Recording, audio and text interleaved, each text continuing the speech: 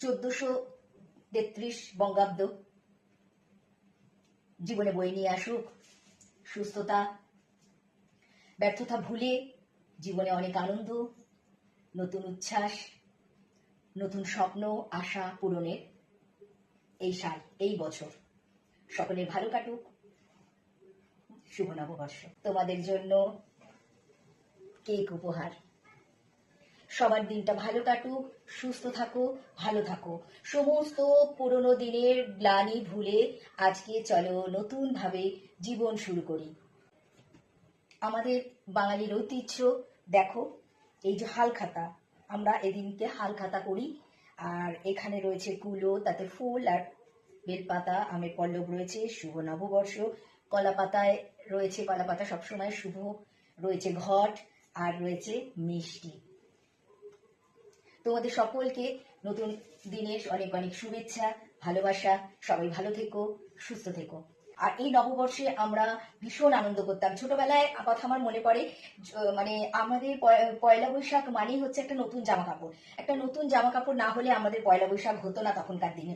বাবা কিনে দিতেন, একটা ছেলে দুটো কিনে দিতেন, এবং গরমে স্বস্তি হবে এইরকম জামা কাপড় আমরা পরতাম।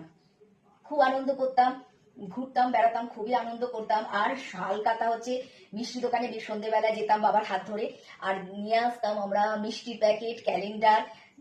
হালখাতা করতাম যেহেতু, নিয়ে আসতাম আমাদের, মানে ওইগুলো সব একসাথে নিয়ে এসে আমাদের বাড়িতে বসে ওগুলোকে আমরা ভাগ করে খেতাম সবাই মিলে।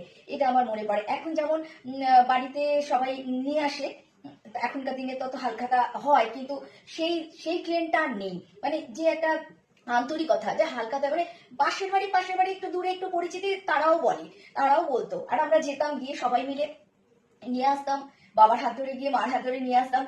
যে যেখানে বলতো বাবার পরিচিতি, মার পরিচিতি, আমরা নিয়ে এসে সব এক জায়গায় ভাগ করে আমরা সবাই খেতাম। খুব মজা হতো। কে কি মিষ্টি করেছে, কে কিরকম মিষ্টি করেছে, সেটাও আমরা দেখতাম। আমাদের খুব ভালো লাগতো। আর সেই ছোটবেলাকার দিন মনে পড়ে ভীষণভাবে। তবে আজকের দিনটা একটু অন্যরকম। আমি আজকে কেকটা কাটবো,